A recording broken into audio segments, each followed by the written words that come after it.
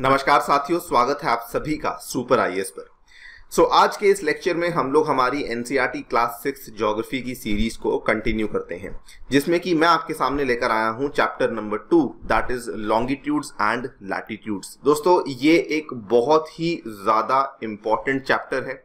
आसान भाषा में कहूं तो ये एक ऐसा चैप्टर है कि जो अगर आप लोग आगे जाकर के अपनी ज्योग्राफी को कंटिन्यू करते हैं, अगर आपको ये वाला चैप्टर समझ नहीं आया तो ऐसा मान लीजिए कि आपको कोई भी और चैप्टर ज्योग्राफी का समझ नहीं आएगा। This is one of the most foundational and the basic chapter of geography, जिसको कि कवर करना बहुत ही ज्यादा अनिवार्य है। इस पर्टिकुलर वीडियो में मैं आपके साथ बहुत सारे ऐसे बेसिक कॉन्सेप्ट्स को कवर करने वाला हूं और ऐसी टर्मिनोलॉजी को कवर करने वाला हूं जो कि आगे जाकर के हम लोग टाइम टू टाइम इस्तेमाल करने वाले हैं। और ये वाला वीडियो अगर आप नहीं देखते हैं तो प्लीज इसको पहले देखिए, उसके बाद किसी और वीडियो को जाकर के देखिए, सो दैट आपको बाकी वीडियोस को या फिर बाकी चीजों को समझने में कोई तकलीफ ना हो।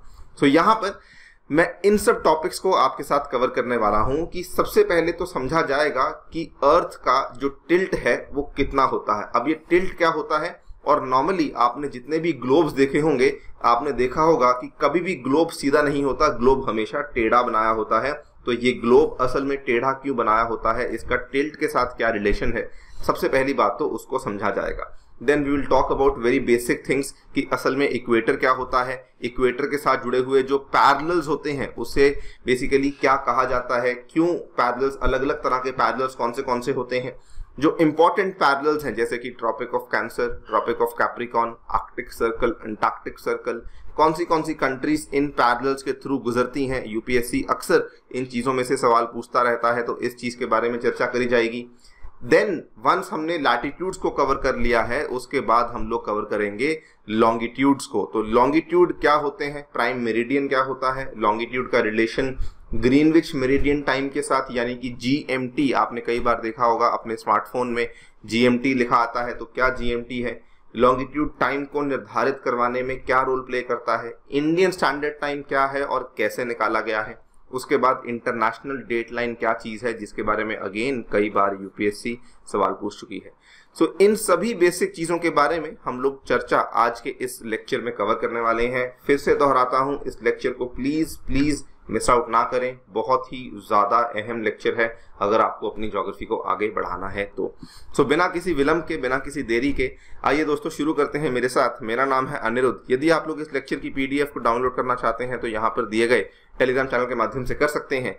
इसके अलावा अगर आपने अभी तक हमारे चैनल को सब्सक्राइब नहीं किया है so please do so that आपको हमारी सभी वीडियोस की नोटिफिकेशंस टाइम टू टाइम मिलते रहें। एंड ऑल्सो अगर आपको हमारी वीडियो पसंद आती है तो डेफिनेटली इसको लाइक करना ना भूलें। शुरू करने से पहले एक चीज बताना चाहूंगा कि टेक्स्ट बुक आपके लिए लेकर आया है एक बहुत ही अनोखा इनिशिएटिव, जिसमें कि आप लोग घर बैठकर इंडिया के बेस्ट यूपीएससी इंस्टीट्यूट से पढ़ सकते हैं। ये वो वाले इंस्टीट्यूट्स हैं जो कि ऑफलाइन में अपने आप में लीडर्स हैं, जो कि ऑलरेडी बड़े बड़े रैंकर्स को निकाल चुके हैं, जो कि ऑलरेडी नॉलेज रखते हैं कि किस तरीके से आपको तैयारी करवानी है। अगर आप इनसे पढ़ना चाहते हैं तो टेक्स्ट बुक आपके लिए लेकर आया है सिंगल सब्सक्रिप्शन, यानी कि इनसे पढ़ने के लिए आपको यहाँ पर कोई ऑफलाइन कोचिंग वाली फीस नहीं देनी। आप यहाँ पे केवल एक सिंगल सब्सक्रिप्शन के माध्यम से इनके सभी के सभी कोर्सेज को, एवरी टीचर्स कोर्सेज को आप एक्सेस कर पाएंगे। और ये वाला जो कॉस्ट है that is only 30,000 rupees per annum, और इसमें भी फिलहाल चल रहा है 20% का डिस्काउंट। अगर आप लोग मेरा कोड यूज करते हैं इफेक्टिवली आप इसको परचेज कर पाएंगे 24,000 प्रति एनम में। इफेक्टिव कॉस्ट जो पर मंथ आएगी that is 2,000 rupees per annum. ध्यान रखिए, अगर आप किसी भी बड़े शहर में जाकर के कोचिंग लेते हैं दोस्तों तो 2,000 रुपये आपका जो खर्चा है वो केवल आने जाने में लग जाएगा अपनी कोचिंग क्लास तक, लेकिन यहाँ पर आप लोग घर बैठकर इससे अपनी तैयारी को शुरू कर सकते हैं। ऑल राइट, शुरू करते हैं।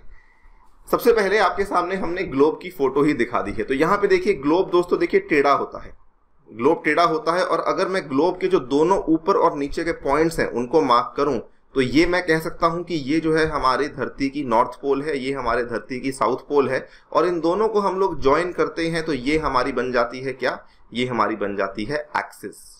Do you agree with this point?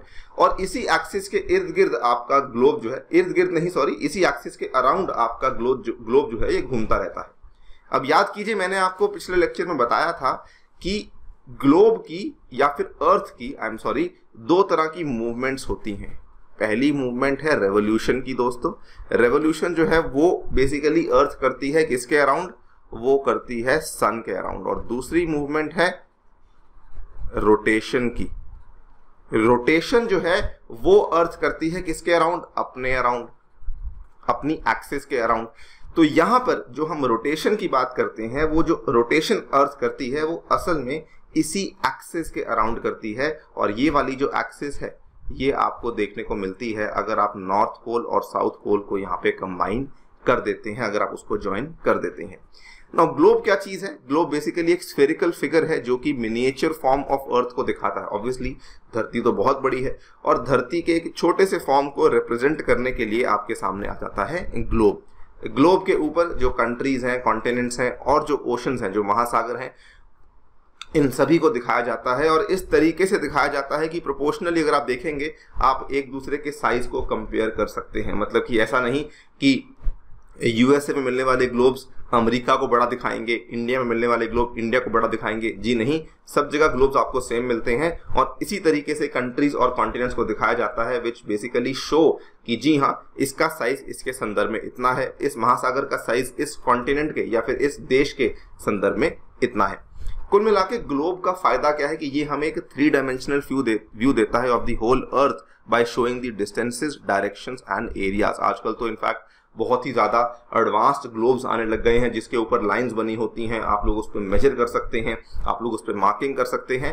But हाँ, बेसिक हमारा मकसद क्या होता है ग्लोब का कि वो एक स्फेरिकल फिगर है जो कि अर्थ की एक मिनिएचर फॉर्म को दिखा रही है। ऐसा मान लीजिए एक तरीके से जैसे आजकल एक बड़ा प्रोजेक्ट बनाते हैं बिल्डर्स, तो पहले उसका प्रोटोटाइप बनाते हैं। आपने देखा होगा लकड़ी से या फिर क्ले से पहले उसका प्रोटोटाइप बनाते हैं, उसी तरीके का प्रोटोटाइप है ये वाला ग्लोब जो कि पूरी की पूरी धरती को रिप्रेजेंट कर रहा है।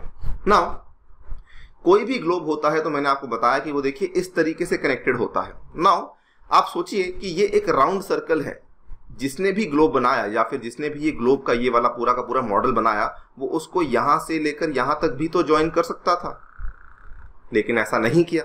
हमेशा ही अगर आप देखेंगे ग्लोब जो है वो यहां से लेकर के यहां तक ज्वाइन होता है, इस तरीके से टेढ़ा ही ज्वाइन किया जाता है। ये वाली जो चीज है इसी को कहा जाता है एक्सिस, जैसा कि मैंने आपको पिछले वाली स्लाइड पे बताया। 2 points on the globe through which the needle passes are 2 poles, north pole and the south pole। ये नीडल ऐसी मानी जाती है कि एक नीडल है जो कि यहाँ पे पास करती है, ये आपकी नॉर्थ पोल है, ये दोस्तों आपकी साउथ पोल है। The globe can be moved around this needle from west to east just as the earth moves। तो इस नीडल के अराउंड आप ग्लोब को वेस्ट टू ईस्ट मूव कर सकते हैं। ऑब्वियसली जिस तरीके से धरती भी घूम रही है, मैंने आपको बताया कि धरती जो है वो दोस्तों रोटेशन करती है, और यही वाली रोटेशन जो है ये आप ग्लोब पे भी देख सकते हैं कि धीरे धीरे धीरे धीरे धीरे धीरे धरती घूम रही है। लेकिन आपको एक चीज बता दूं कि रियलिटी में धरती में इस तरह की कोई नीडल है नहीं। हाँ, धरती घूमती है, हमने समझ लिया है कि धरती इस तरीके से घूमती है, इसीलिए हमने हमारी आसानी के लिए उस चीज को बेटर अंडरस्टैंडिंग के लिए एक एक्सिस बना दी है जो कि एक इमेजिनरी लाइन है। ध्यान रखिए, एक्सिस जो है वो एक इमेजिनरी लाइन है, वो कोई ऐसी लाइन नहीं जो कि धरती के बीच में से जा रही है, जी नहीं, नथिंग ऑफ दैट सॉर्ट। ये केवल हमने हमारी अंडरस्टैंडिंग के लिए और सो दैट हमारी जो अंडरस्टैंडिंग है वो हम आगे लोगों तक पहुंचा सकें, उस चीज के लिए ये पहले जोग्राफर्स ने बनाई और उसके बाद अब हम इसको नॉर्मली इस्तेमाल करते रहते हैं। नाउ सबसे पहले सवाल को सबसे पहले ही हम लोग एड्रेस कर लेते हैं कि जो ग्लोब है असल में वो टेढ़ा क्यों है। तो मैंने आपको बोला कि अगर कोई भी चाहता तो ग्लोब की जो नीडल थी वो यहां से लेकर के यहां तक बना सकता था। अगर कोई भी चाहता तो ग्लोब की नीडल को यहां से लेकर यहां तक बना सकता था, लेकिन उसने नहीं बनाई है। व्हाट इज द प्रॉब्लम कि व्हाट इज द रीजन जिसके चलते ग्लोब की जो नीडल है वो इसी तरीके से बनाई गई है। दोस्तों ये भी असल में हमारी ऑब्जर्वेशन है और इसमें जोग्राफर्स, एस्ट्रोनॉमर्स, अलग अलग लोगों ने मिलकर के इस ऑब्जर्वेशन को देखा कि जो असल में हमारी धरती है, मैंने आपको पिछली वीडियो में बताया था कि जो धरती है जो कि रिवॉल्यूशन कर रही है अपने ऑर्बिट में, ये अगर मान लीजिए सन है और धरती इसके अराउंड रिवॉल्यूशन कर रही है अपने ऑर्बिट में, तो धरती असल में टेढ़ी है। धरती असल में टेढ़ी है, उसकी एक्सिस इस तरीके से बनी हुई है, वो सीधी रिवॉल्यूशन नहीं कर रही, मतलब कि it is not revolving like this, ऐसे नहीं है, उसकी एक्सिस इस तरीके से बनी हुई है, ऐसे नहीं बनी हुई है। So the Earth's axis of rotation is the line along which it spins around itself as it revolves around the sun. ये एक imaginary straight line है that runs through the North Pole and the South Pole. और दोस्तों ये वाली जो straight line है जो कि actually टेढ़ी है, ये वाली जो straight line है जो कि actually टेढ़ी है, ये obviously इसका एक tilt है. इस सीधी लाइन से इसका एक टिल्ट है, और जो ये वाला टिल्ट है ना इस सीधी लाइन से, इसी चीज को हम लोग ज्योग्राफी की भाषा में बोलते हैं एक्सियल टिल्ट, या फिर सिंपल भाषा में टिल्ट ऑफ द अर्थ भी इसको कहा जाता है, या फिर और सिंपल भाषा में इसको टिल्ट भी कहा जाता है. ना इसको आपको समझा देता हूं. फॉर एग्जाम्पल हमारे पास फिलहाल ये वाली बॉल है, आप इसको देखिए. We don't have a globe right now with us. ये वाली बॉल है आपके सामने. दोस्तों कायदे से यहां से लेकर यहां तक ये वाली सीधी लाइन जानी चाहिए थी, लेकिन एक्चुअली, और इसी तरीके से धरती जो है वो घूमनी चाहिए थी, लेकिन एक्चुअली में ऐसा है नहीं. जब हमने स्पेस में जाकर के देखा कि धरती किस तरीके से, तो ऐसा है नहीं. धरती असल में जो एक्सिस है, ये वाले जो 2 पॉइंट्स हैं वो इस तरीके से है. तो जब धरती घूमती है तो इस तरीके से घूमती है. तो ये पूरा का पूरा जो टिल्ट है, ये धरती जब भी घूमती है तो हमेशा टिल्टेड तरीके से ही घूमती है, इस तरीके से टिल्टेड. सन इसके बीच में है, सन यहाँ पर है, इसके अराउंड घूम रही है, लेकिन टेढ़ी है. ऐसे सीधी नहीं घूम रही, ऐसे घूम रही है. Not straight, slightly tilted. इस चीज का प्लीज ख्याल रखिएगा. आगे जाकर के इसके बारे में हम लोग डिटेल में डिस्कशन करेंगे कि ये क्या टिल्ट के क्या मायने हैं, क्या इसमें हमें चेंजेस देखने को मिलते हैं. सो ये है आपका टिल्ट, अर्थ्स एक्सियल टिल्ट, ठीक है, इज अबाउट 23.5 डिग्रीज. ये वाला जो इसका टिल्ट है ना, ये 23.5 डिग्री का है. इस नंबर को ध्यान रखिए. जो हम आगे जाकर के इंपॉर्टेंट पैरेलल्स को समझने वाले हैं, जो समानांतर रेखाओं को समझने वाले हैं, वो इस 23.5 डिग्री की वजह से ही बने हैं. क्योंकि अर्थ में एक्सियल टिल्ट है, the sun shines on different latitudes at different angles. Obvious सी बात है, क्योंकि एक्सियल टिल्ट है. अब देखिए बीच में अब यहाँ पे इस वाले डायग्राम को देखिए. ये मैंने आपको बताया कि कायदे से इस तरीके से होना चाहिए था, लेकिन ऐसा है नहीं. कायदे से इस तरीके से है, रियलिटी इस तरीके से है. प्रिंसिपली शायद ऐसा होना चाहिए था, लेकिन दोस्तों रियलिटी इस तरीके से है.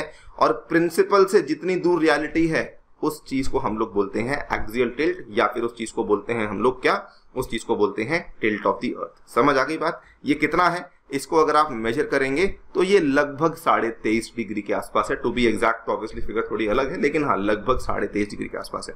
और जब भी अगर आपको दिखाना है कि कोई भी चीज अपनी एक्सिस के अराउंड घूम रही है, तो ये देखिए, this is how you represent that. कि कोई भी चीज अपने एक्सिस के अराउंड जो है वो किस तरीके से घूमती है. Understood guys. अब मैंने आपको बोला कि ये वाली जो एक्सियल टिल्ट है, इसी की वजह से जो सन है वो डिफरेंट लैटिट्यूड्स पे डिफरेंट एंगल्स पे जाता है. मान लीजिए कि धरती टेढ़ी ना होती, मान लीजिए ये वाली जो एक्सिस है वो इस तरीके से यहां से इस तरीके से गुजरती. मान लीजिए ये वाली एक्सिस नहीं है, मान लीजिए जो प्रिंसिपल था हमारा उसी हिसाब से आपकी एक्सिस चल रही थी. उस केस में दोस्तों जो सन है वो इस पूरे के पूरे पार्ट को लाइट अप करेगा. लेकिन अगर आप ये वाली फिगर को ध्यान से देखेंगे तो यहाँ पे देखिए, सन ने जो है वो इस पूरे के पूरे पार्ट को नहीं, केवल ये वाले पार्ट को लाइट अप किया हुआ है. और उसमें भी एक्चुअली ब्राइटनेस हर जगह पे अलग अलग है. क्यों? क्योंकि यहाँ पर तो सन देखिए एकदम बिल्कुल अपने सर पर होगा. जैसे मान लीजिए कि आपके सर पर कोई लाइट है, तो जो आपके सर पर लाइट है वो एग्जैक्टली आपको रोशन करेगी, लेकिन साइड के इलाकों को कम रोशन करेगी. अंडरस्टूड. तो जैसे आपने देखा होगा सिनेमा घरों में या थिएटर्स में, आपने देखा होगा कि जब लोग परफॉर्म कर रहे होते हैं तो जो लीड एक्टर होता है उसके सर पे एकदम प्रोमिनेंट लाइट होती है, तो उसको हम कह सकते हैं ओवरहेड. लाइट उसके ओवरहेड है. तो जिस एरिया पे सन ओवरहेड होगा वहां पर सबसे ज्यादा लाइट करेगा, लेकिन जो बाकी एरियाज हैं वहां पर दोस्तों लाइट कम करेगा. और जैसे जैसे बाकी एरियाज दूर जाते रहेंगे वहां पे लाइट और कम होती रहेगी. तो यहाँ पर भी लाइट कम होगी, यहाँ पर भी लाइट कम होगी, यहाँ पे लाइट और कम होगी. सो दिस इज हाउ कि जो सन है, because of the earth tilt, जो सन की रेखाएं हैं, जो सन की किरणें हैं, वो असल में लास्ट तक जाते जाते उनकी रोशनी काफी कम हो जाती है. और क्योंकि उनकी रोशनी कम हो जाती है, यहीं से दोस्तों निकल कर आते हैं सीजन्स. इसी सन की वजह से इसी टिल्ट की वजह से निकल कर आते हैं सीजन्स. अभी इसमें बहुत ज्यादा हम लोग डेप्थ में नहीं जाएंगे, हम लोग कभी और डिस्कस करेंगे सीजन्स किस तरीके से बनते हैं, क्यों आते हैं. लेकिन हाँ, फिलहाल आप लोग समझ लीजिए कि जो सीजन्स आते हैं, जो आपकी गर्मियां आती हैं, सर्दियां आती हैं, जो आपकी ऑटम आता है, जो आपका स्प्रिंग आता है, ये सभी की सभी चीजें कहीं ना कहीं इसी टिल्ट की वजह से निर्धारित होती हैं. अगर ये टिल्ट ना होता अगर ये टिल्ट ना होता, सीजन्स तब भी आने थे, ऐसा नहीं कि सीजन नहीं आने थे, अगर ये टिल्ट ना होता तो उस केस में सीजन्स का समझना काफी आसान हो जाता, इतना कॉम्प्लेक्स ना होता जितना कि फिलहाल बना हुआ है। तो ये टिल्ट है, और टिल्ट की वजह से और भी काफी सारी चीजें हैं, लेकिन हाँ, seasons is the most important thing जो कि आपको फिलहाल समझना है। अब हम लोग बात करते हैं इक्वेटर के बारे में। अब सिमिलरली देखिए, हमने ये वाली हमारे पास अर्थ है, हमने बताया कि इस तरीके से एक्सिस जा रही है जो कि इमेजिनरी लाइन है। दोस्तों हमने क्या किया, इसको मैं सीधा कर देता हूं। अब इसी धरती को हमने बीच में से काट दिया, इसी धरती को बीच में से काट दिया। ये बीच में से काटा कैसे है? इक्वेटर के माध्यम से। ये बीच में लाइन जा रही है, ये भी एक इमेजिनरी लाइन है, ये कोई रियल लाइन नहीं, ये एक इमेजिनरी लाइन है जो कि आप यहाँ पे देख पा रहे हैं। An imaginary line running on the globe divides it into two equal parts. This line is known as the equator. ये वाली जो आपकी इमेजिनरी लाइन जो कि धरती को दो गोलार्धों में, दो हेमिस्फीयर्स में तोड़ती है, इसको हम लोग इक्वेटर बोलते हैं। उत्तरी हाफ को, उत्तरी आधे हिस्से को हम लोग उत्तरी गोलार्ध बोलते हैं, दक्षिणी हाफ को हम लोग दक्षिणी गोलार्ध बोलते हैं, that is the southern hemisphere. ये दोनों एग्जैक्टली इक्वल हाफ्स हैं, क्योंकि हमने धरती को यहां से काटा, इसमें टेढ़ा नहीं किया, इसमें सीधी धरती को ही काटा, और ऊपर का हाफ और नीचे का हाफ दोनों आपके इक्वल हाफ्स हैं। और therefore the equator is an imaginary line and is a very important reference point two locate places on the earth. अब देखिए, रेफरेंस पॉइंट का होना बड़ा जरूरी है, ठीक है।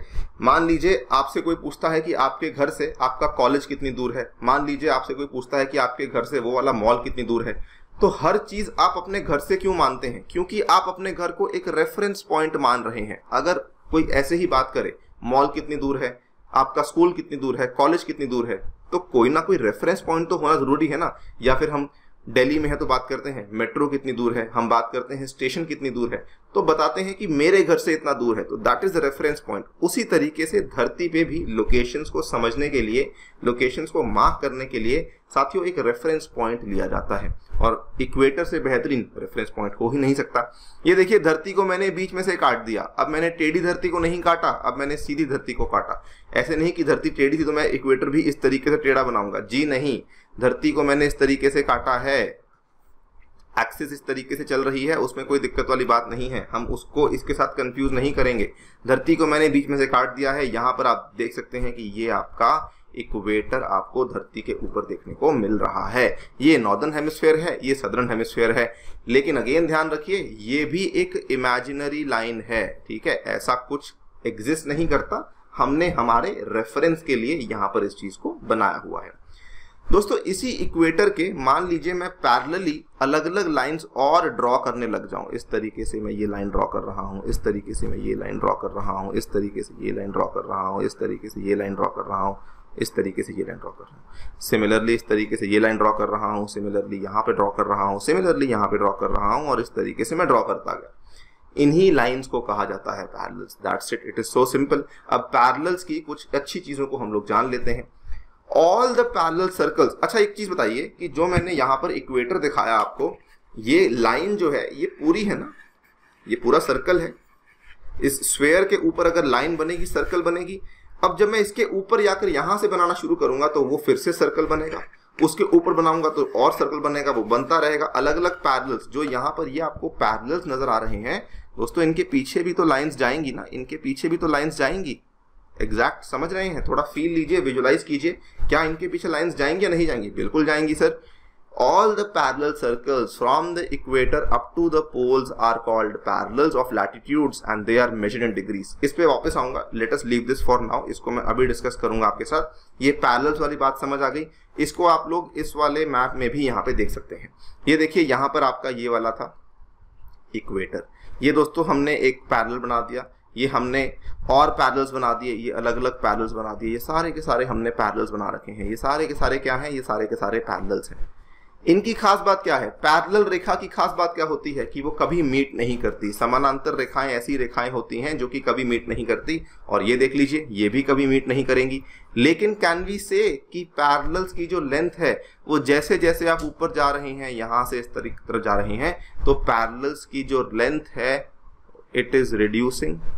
So if you are moving from the equator to the pole, the length of the parallels is reducing. If you are moving from the equator to the pole, the length of the parallels is reducing. इस चीज का आप लोग please ख्याल रखिएगा, ठीक है।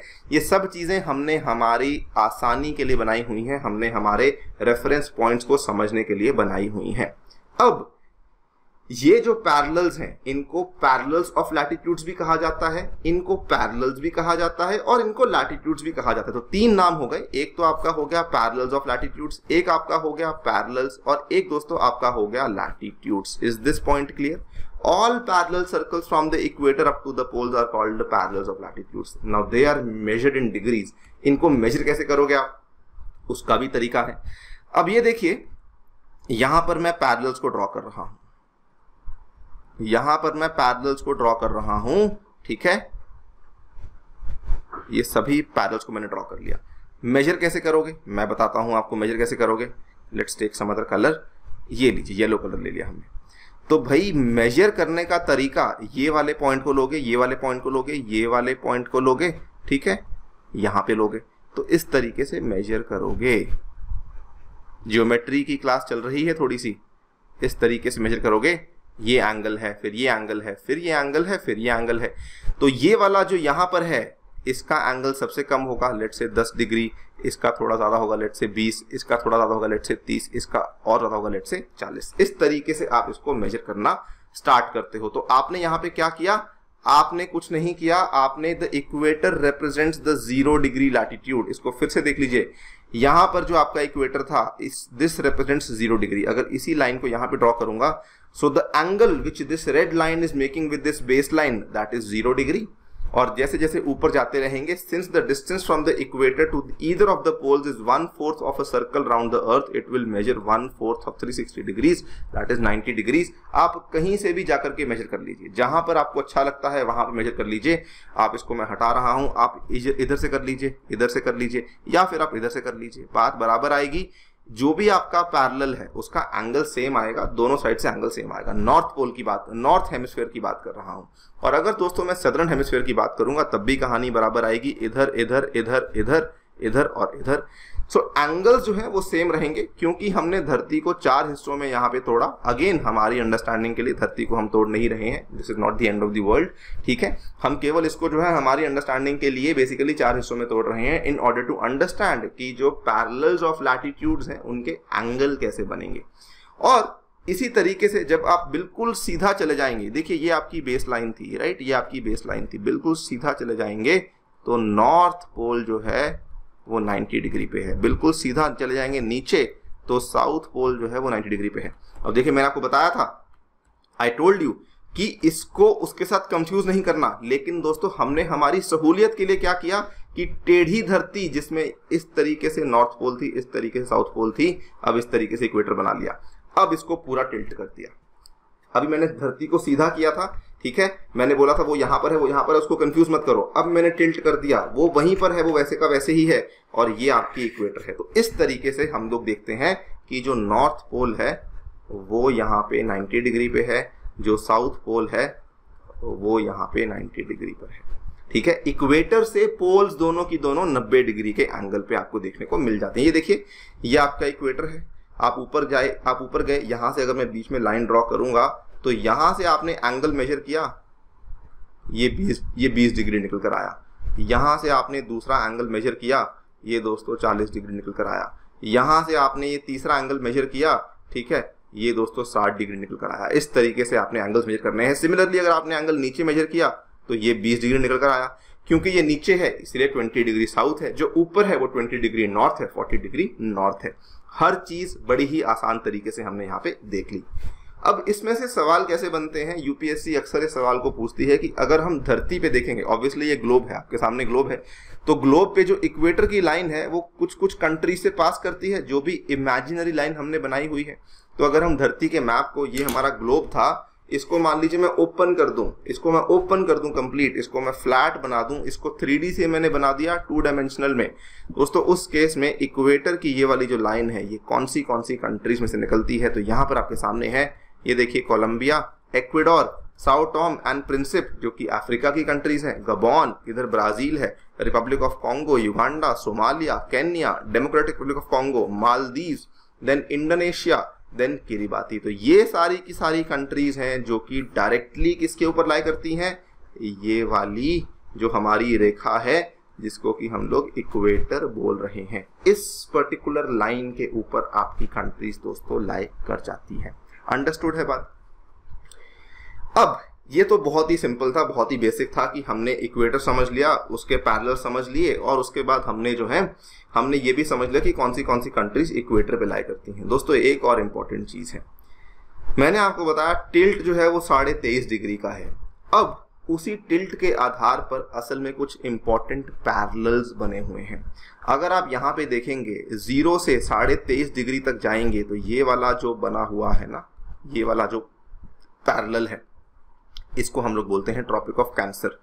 ये है नॉर्दर्न हेमिस्फीयर में, इसको हम लोग ट्रॉपिक ऑफ कैंसर बोलते हैं, हिंदी भाषा में कर्क रेखा भी कहा जाता है। उसी प्रकार जब आप इसके नीचे जाते हैं 23.5 डिग्री साउथ, तो यहाँ पर दोस्तों इस तरीके से आप आ गए तो ये भी 23.5 डिग्री है। ये है दक्षिणी गोलार्ध में, इसको कहा जाता है मकर रेखा।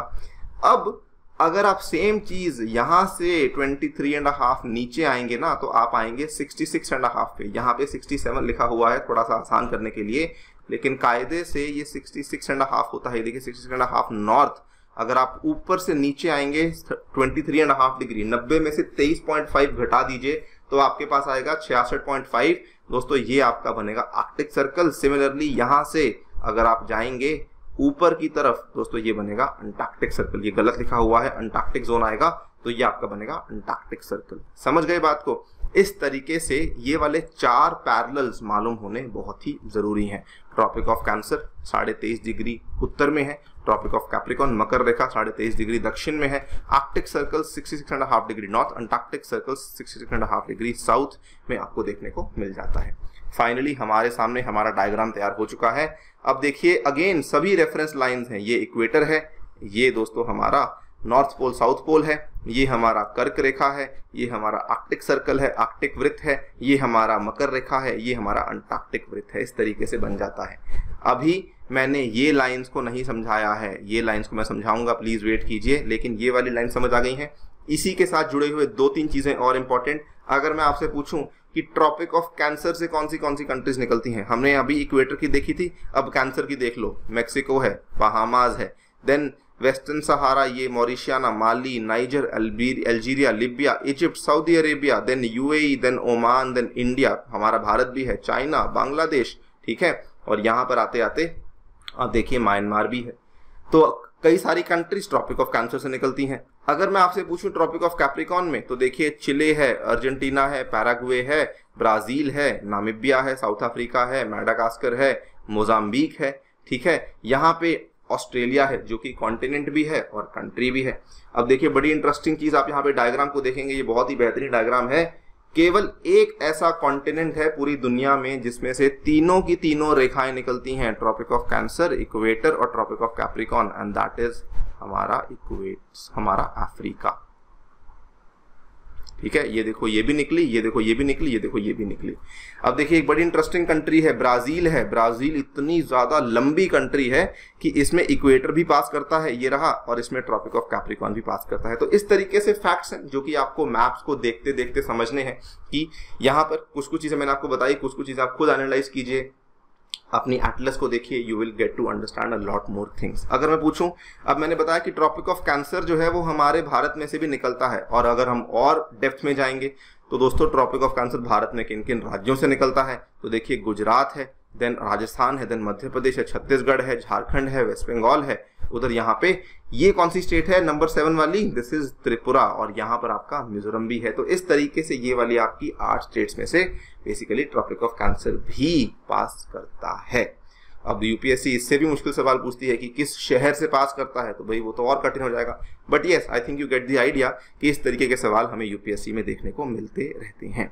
उसी तरीके से अगर हम आर्कटिक सर्कल की बात करें, तो आर्कटिक सर्कल जो कि याद करवा दूं 66.5 डिग्री नॉर्थ पे था, उसमें से भी कुछ कंट्रीज निकलती हैं। ये कैसे बना है, ये देखिए, ये धरती थी, यहां पर मैंने बनाया आर्कटिक सर्कल, मैंने यहां पर बना दिया आर्कटिक सर्कल। अब मैं इसका टॉप व्यू आपको दिखा रहा हूं, जो आप यहां पे स्क्रीन पे देख रहे हैं ये इसका टॉप व्यू है, ठीक है। ये आर्कटिक सर्कल में से सबसे पहले तो Canada, then Russia, then USA भी है। आप कहेंगे यूएसए कैसे आ गया, ये देखिए ध्यान से, ये रहा आर्कटिक सर्कल,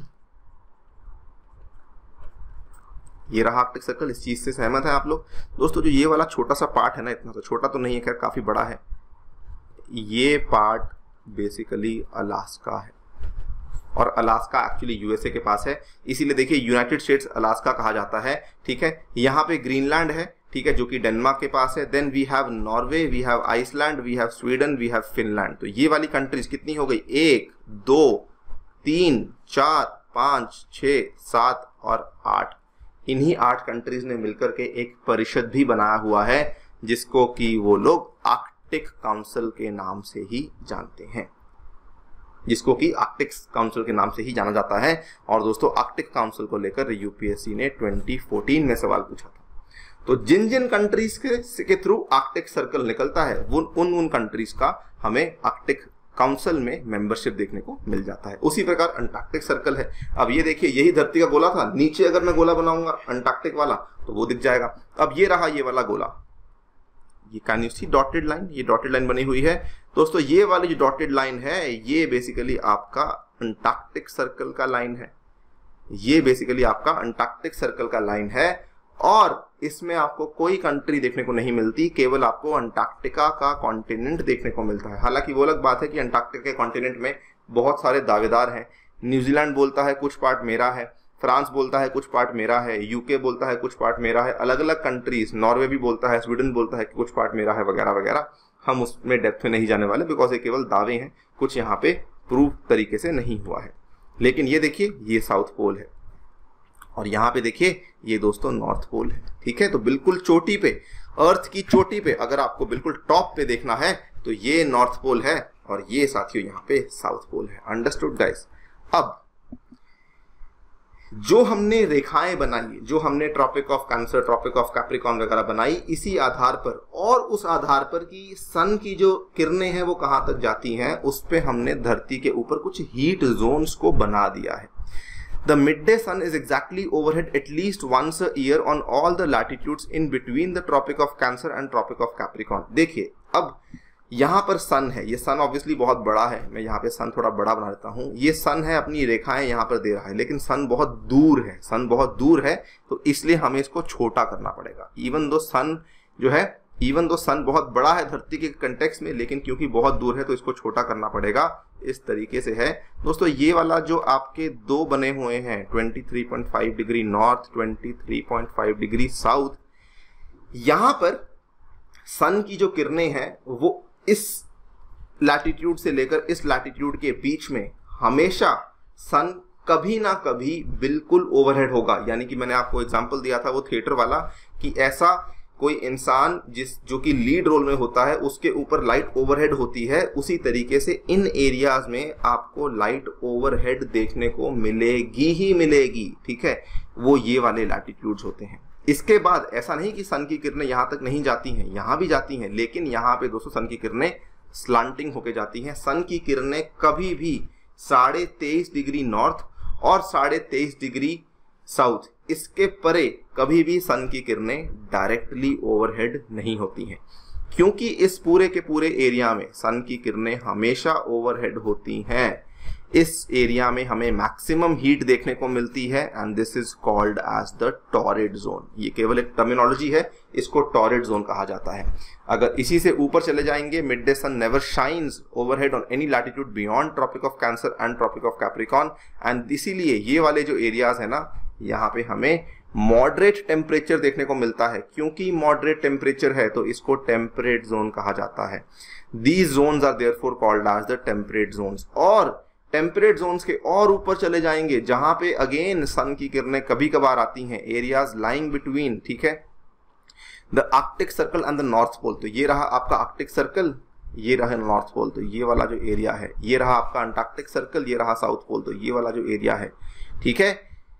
These areas, ठीक है, यहाँ पर they are very cold because sun's rays are always slanting and provide very less heat। दोस्तों इनको frigid zone कहा जाता है। क्या कहा जाता है, फ्रिजिड जोन कहा जाता है। तो फिर से सुन लीजिए, ये सबसे ज्यादा हीट वाले these are the torrid zones, ये थोड़े कम हीट वाले these are the temperate zones, ये और भी कम हीट वाले these are the frigid zones, जो कि आपको यहाँ पे देखने को मिल रही हैं। Understood guys?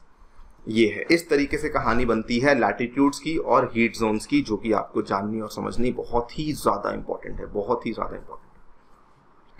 ठीक है, ये देखिए, ये डायरेक्ट सनलाइट आपको यहां तक आती है, बस इसके ऊपर और इसके नीचे डायरेक्ट सनलाइट नहीं मिलेगी, उसके बाद आपको हमेशा स्लांटिंग ही मिलेगी। ये थोड़ा सा आपको आगे जाके और आसानी से चीज़ें समझ आएंगी जब हम और डेप्थ में चीज़ों को पढ़ेंगे, क्योंकि फिलहाल हम लोग केवल एनसीईआरटी क्लास 6 पर हैं, इसीलिए मैं बहुत ज़्यादा डेप्थ में नहीं जा रहा हूँ।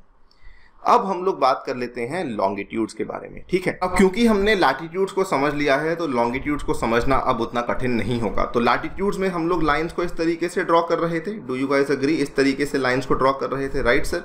अब उसी तरीके से लॉन्गिट्यूड्स को ड्रॉ करना है तो हमने पोल्स को आपस में ज्वाइन करना है, दैट्स इट। हमने जो भी लाइन्स बनानी है वो पोल्स को आपस में ज्वाइन करना है। तो इसमें रेफरेंस पॉइंट्स क्या हो गए आपके? इसमें रेफरेंस पॉइंट्स आपके हो गए पोल्स। इस तरीके से हम लोग इन दोनों पोल्स को जब ज्वाइन करते हैं तब जाकर के हमारी जो लाइंस ऑफ रेफरेंस बनकर आती हैं, they are called as the meridians of longitudes. तो जैसे हमने वहां पर पैरेलल्स ऑफ लैटिट्यूड्स बोला था, या फिर पैरेलल्स बोला था, या फिर लैटिट्यूड्स बोला था, उसी तरीके से यहाँ पर दोस्तों हम लोग मेरिडियंस ऑफ लॉन्गिट्यूड्स बोल सकते हैं, लॉन्गिट्यूड्स बोल सकते हैं, या फिर लॉन्गिट्यूड्स भी बोल सकते हैं, या फिर मेरिडियंस भी बोल सकते हैं। And the distances between them are measured in the degrees of longitude. तो वहाँ पर हम कैसे मेजर कर रहे थे और यहाँ पर कैसे मेजर करेंगे, ये थोड़ा कॉम्प्लेक्स है, इसमें हमें इस चीज़ को 3D में समझना पड़ता है।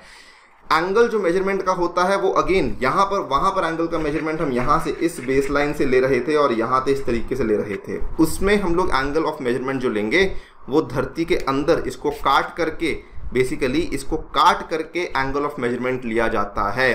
तो इमेजिनरी लाइन जो कि एक्सिस की जा रही थी, जो कि ये वाली एक्सिस की इमेजिनरी लाइन जा रही थी, यहाँ से अंदर से एंगल्स मेजर किए जाते हैं। इमेजिन कि ये लाइंस धरती के अंदर जा रही हैं, वहाँ से ये एंगल्स बनकर आते हैं। अभी थोड़ा कॉम्प्लेक्स लगेगा लेकिन अभी समझ आ जाएगा। They are semicircles and the distance between them decreases steadily polewards until it becomes zero at the poles where all the meridians meet. Obviously अब देखिए, ये आपकी मेन है, ये आपकी 0 डिग्री वाली है ना दोस्तों, ये आपकी नेक्स्ट है, ये आपकी नेक्स्ट है, ये आपकी नेक्स्ट है। अब आप ये देखिए कि किसी में भी ये जो डिस्टेंस है लेट्स से x है, ये डिस्टेंस लेट्स से y है, ये डिस्टेंस दोस्तों लेट्स से z है। लेकिन जैसे जैसे आप पोल तक जा रहे हैं, ये वाला जो x डिस्टेंस था ये 0 हो गया, y वाला भी 0 हो गया, z वाला भी 0 हो गया। तो इफेक्टिवली पोल्स तक पहुंचते पहुंचते आपका डिस्टेंस यहाँ पे कंप्लीटली 0 हो चुका है। Now there is something called as the prime meridian, और ये फोटो आपकी एनसीईआरटी की है। Unlike parallels of latitudes all meridians are of equal length. तो पैरेलल्स जो थे वो बराबर लेंथ के नहीं थे, मैंने आपको ये वाला डायग्राम दिखाया था। पैरेलल्स जो थे वो बराबर लेंथ के नहीं थे, उनकी लेंथ रिड्यूस कर रही थी जैसे जैसे आप पोल्स की तरफ जा रहे थे। दोस्तों लॉन्गिट्यूड्स की सबकी लेंथ यहाँ पे बराबर होती है, ठीक है। Prime meridian is the meridian in a geographic coordinate system at which the longitude is defined to be 0 degree and from it we count 180 degree eastward and 180 degree westward। अब देखिए, लैटिट्यूड के एंगल को measure करने के लिए हमने base point माना था इक्वेटर को। Do you guys agree? दोस्तों लैटिट्यूड को मेजर करने के लिए इक्वेटर को रेफरेंस पॉइंट माना था। अब लॉन्गिट्यूड को मेजर करने के लिए भी तो कोई ना कोई रेफरेंस पॉइंट मानना पड़ेगा।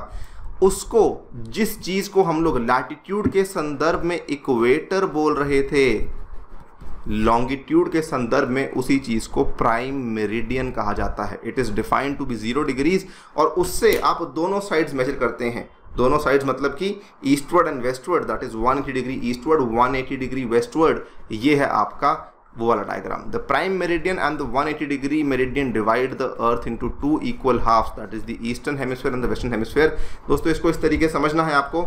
डायग्राम मैं आपको थोड़ा और दिखाता हूँ। ये देखिए, ये आपका प्राइम मेरिडियन है, ये आपका पूरा धरती का गोला था, ठीक है। ये इक्वेटर था, ये प्राइम मेरिडियन था, ठीक है। ये दोस्तों जो प्राइम मेरिडियन था ना, इस प्राइम मेरिडियन के बेसिस पर मैंने अब क्या किया, मैंने इस ग्लोब को खोल दिया, और जब मैंने खोल दिया तो इस तरीके से हमें देखने को मिल रहा है।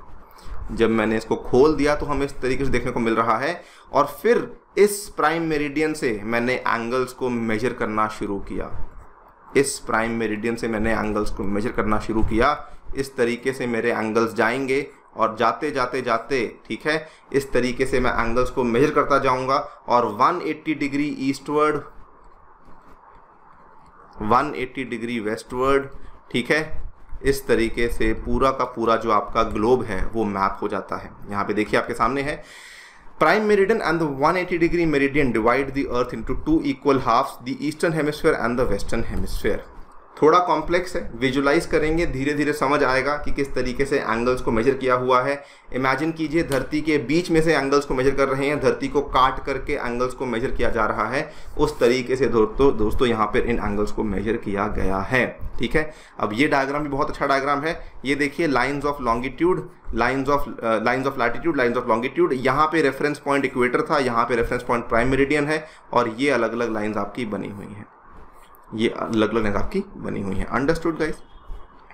ये जो लॉन्गिट्यूड्स है ना, इनको बनाने का बड़ा इंपॉर्टेंट पर्पस है। जो भी आपका टाइम है, इस टाइम को समझने के लिए लॉन्गिट्यूड्स की बड़ी महत्वता है। अगर लॉन्गिट्यूड्स नहीं होंगे तो टाइम उथल पुथल हो जाएगा।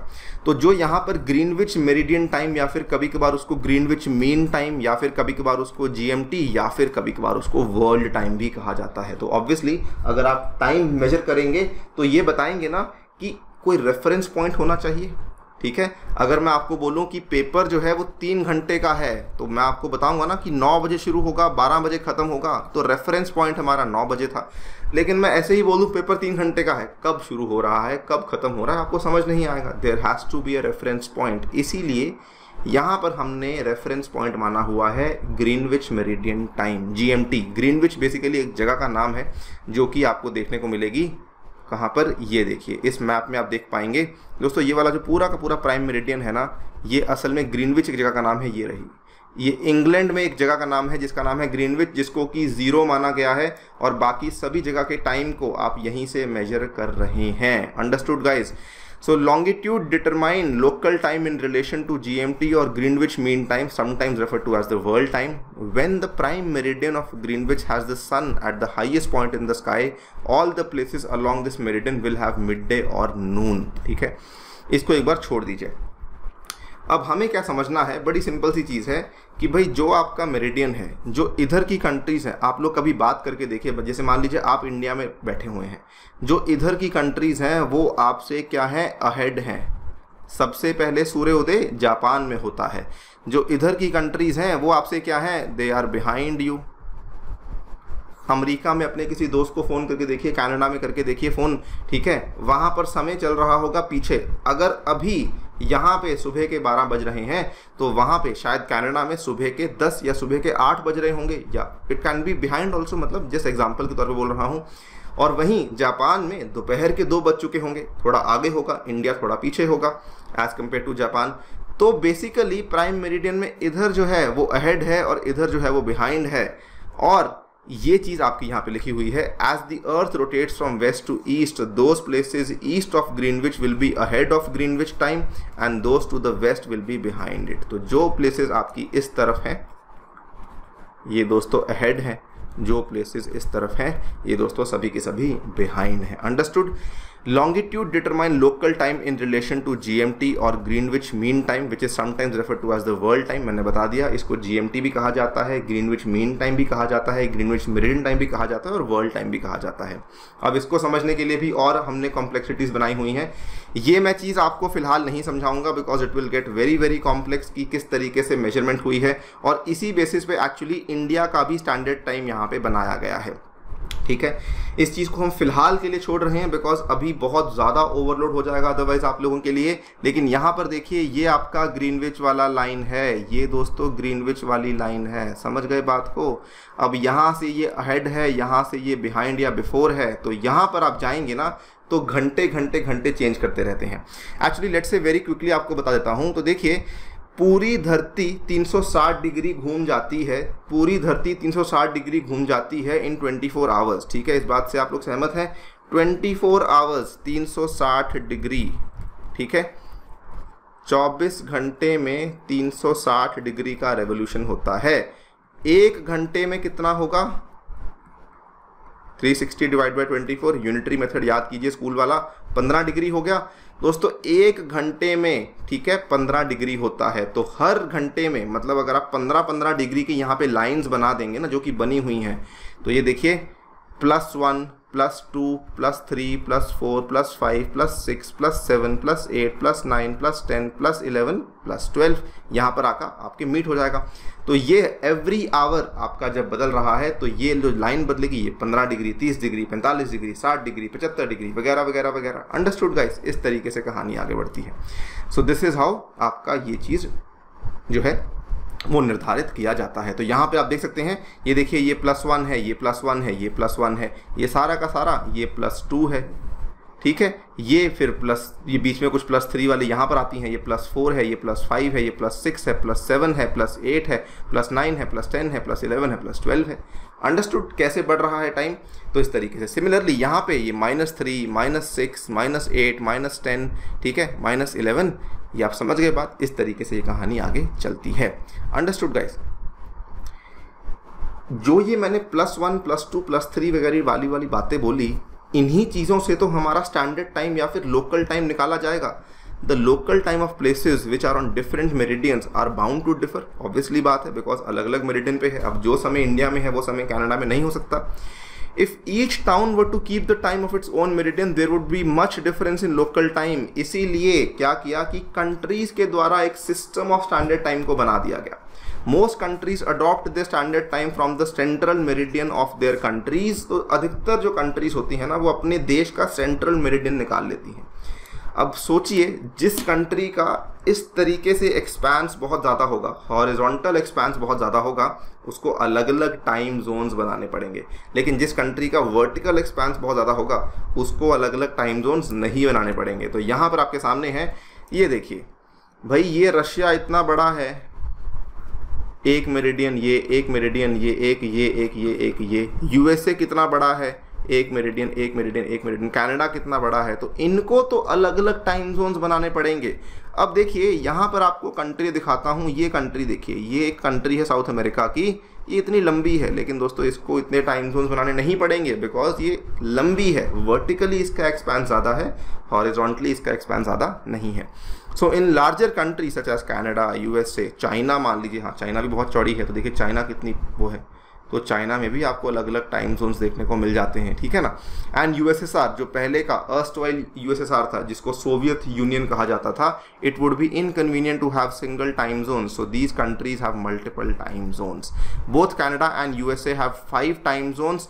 यूएसएसआर हैड 11 टाइम जोन्स, लेकिन अब रशिया के पास केवल आपको 9 टाइम जोन देखने को मिलते हैं, बिकॉज यूएसएसआर में कई सारी कंट्रीज और भी आती थी, लेकिन अब दोस्तों रशिया में केवल आपको 9 टाइम जोन्स ही देखने को मिलेंगे। कनाडा और यूएसए में आपको 5-5 टाइम जोन्स देखने को मिल जाते हैं। फ्रांस के पास दुनिया में सबसे ज़्यादा टाइम जोन्स हैं। अब सोचेंगे फ्रांस तो छोटी सी कंट्री है, इसके पास इतने टाइम जोन्स क्यों हैं? दोस्तों फ्रांस कौन सी कंट्री थी?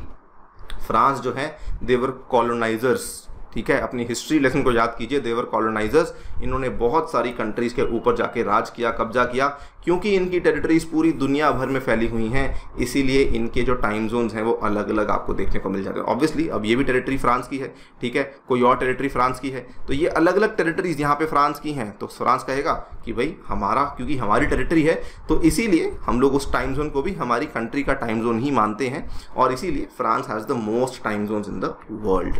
इंडियन स्टैंडर्ड टाइम बड़ा सिंपल है दोस्तों। ये देखिए, हमारे जो यहाँ पर जा रहे थे लॉन्गिट्यूड्स, वो इंडिया के इस कोने पे जा रहा था 68 डिग्री ईस्ट, और यहाँ पे जा रहा था 97 डिग्री ईस्ट। दोनों को यहाँ पर हमने एक तरीके से एवरेज निकाल ली। 68 डिग्री ईस्ट में आप ऐड कर लीजिए, 68 डिग्री ईस्ट में आप ऐड कर लीजिए 14.5, ठीक है। 97 में से 14.5 को मेजर कर लीजिए डिग्रीज को, और हमें हमारा सेंट्रल टाइम मिल गया, दैट इज 82.5 डिग्री ईस्ट। और ये it translates to 5.5 hours 30 minutes ahead of Greenwich time. कैसे? मैंने बताया 1 घंटा 15 डिग्री। अगर मैं इसको ऐसे लिख लूँ 15 डिग्री 1 घंटा, तो भाई 82.5 डिग्री में कितने घंटे आएंगे? देखिए 15 डिग्री में 1 घंटा, ठीक है, 75 डिग्री में 5 घंटा, और बचा हुआ 7.5 डिग्री में 0.5 आवर यानी कि 5.5 hours ahead of Greenwich mean time आपको देखने को मिल जाता है। The local time at this meridian is taken at the standard time for the whole country. It is known as the Indian Standard Time. ठीक है, ये आपने सीरियल देखा होगा मिर्ज़ापुर के नाम से। ठीक है, ऑनलाइन कहीं आपको देखने को मिल जाएगा किसी चैनल पर। दोस्तों मिर्ज़ापुर से ये वाला जो आपका इंडियन स्टैंडर्ड मेरिडियन है ये गुजरता है। जस्ट एक इंटरेस्टिंग फैक्ट आपको बताना था। Next and the final concept is International Date Line. Confuse नहीं होना है, काफ़ी बच्चे कन्फ्यूज़ होते हैं दोस्तों। अब देखिए यहाँ पर आपकी धरती थी, ये आपका लॉन्गिट्यूड्स, ये पोल्स बने हुए थे। यहाँ पर मान लीजिए हमने ग्रीनविच वाले मीन टाइम को ले लिया।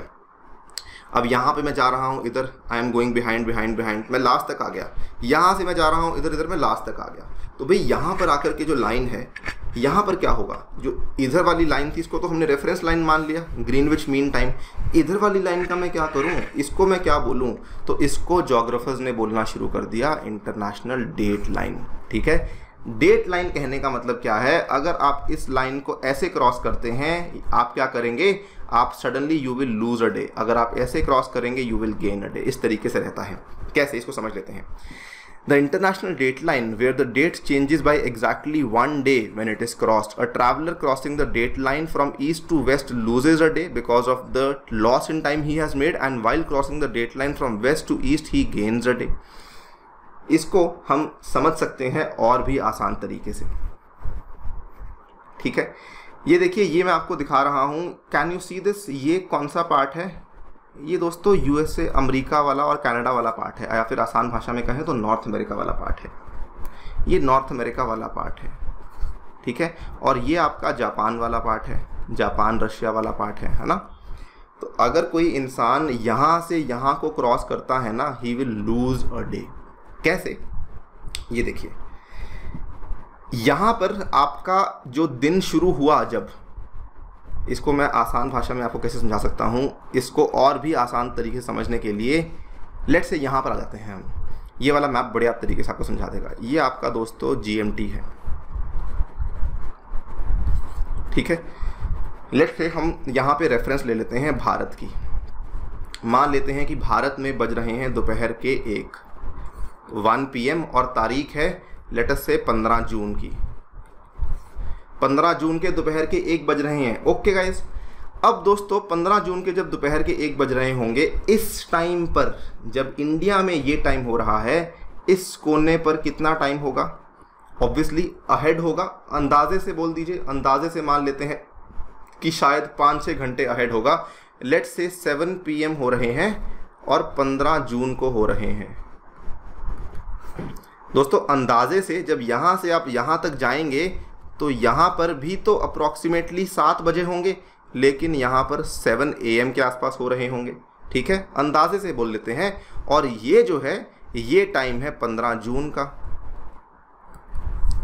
अब मान लीजिए कोई इंसान यहाँ से यहाँ गुजर के आ जाता है, कोई इंसान यहाँ से यहाँ गुजर के क्रॉस कर जाता है। यहाँ पे क्या है, IDL है। जब क्रॉस करके वो कहाँ पहुँचेगा, क्रॉस करके यहाँ पहुँचेगा, तो उसका पूरा का पूरा दिन चला जाएगा। और यहाँ पे ऑलमोस्ट रात होने वाली है 7 AM से लेके 7 PM। जस्ट अंदाजे की बात बोल रहा हूँ, एग्जैक्ट टाइमिंग्स नहीं बोल रहा हूँ। ठीक है, उसका पूरा का पूरा दिन चला जाएगा। वो 15 जून तो जिएगा ही नहीं, क्योंकि वो सडनली यहाँ पे 16 जून होने वाली है, तो सडनली 16 जून में आ जाएगा। अगर उसी तरीके से इंसान जो है वो यहाँ से निकल कर यहाँ चला जाए, ठीक है, सडनली वो इधर से इधर चला जाए IDL की तरफ, तो he will gain a day, क्योंकि वो 15 जून को 2 बार जी लेगा। अब यहाँ तक उसने 15 जून के शाम के 7 बजा लिए थे, लेकिन जब वो यहाँ पर आएगा तो फिर से उसके 15 जून को सुबह 7 बज जाएंगे, फिर से 15 जून को जिएगा। सो व्हेन अ पर्सन, ये क्या है, अब इसको मैं हटा रहा हूँ, ये क्या है, ईस्ट है, ये क्या है, वेस्ट है। दोस्तों व्हेन अ पर्सन, देखिए ध्यान से, while crossing the date line from west to east, अगर वो वेस्ट टू ईस्ट आ रहा था, he was what, he was losing a day. अगर दोस्तों वो ईस्ट टू वेस्ट आ रहा था,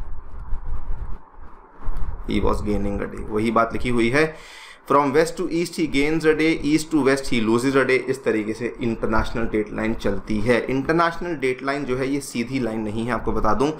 it is an imaginary line like longitudes and latitudes, लेकिन ये सीधी नहीं है। सीधी इसलिए नहीं है बिकॉज अगर आप सीधी लाइन ड्रॉ करेंगे तो उस केस में कुछ कुछ कंट्रीज इसके बीच में ही आ रही थी, जिनको फिर टाइम डिटरमाइन करने में दिक्कत हो रही थी, ठीक है। To prevent confusion of day and date in some of the island groups they are cut through by the meridian, ठीक है। तो यहाँ पर ये इस तरीके से बनी हुई है। इंटरनेशनल डेट लाइन कुछ इस तरीके से बनी हुई है। It is not a straight line. Understood guys? It passes through the Pacific ocean. हाँ, ये वाली बात एक फैक्ट वाली बात है।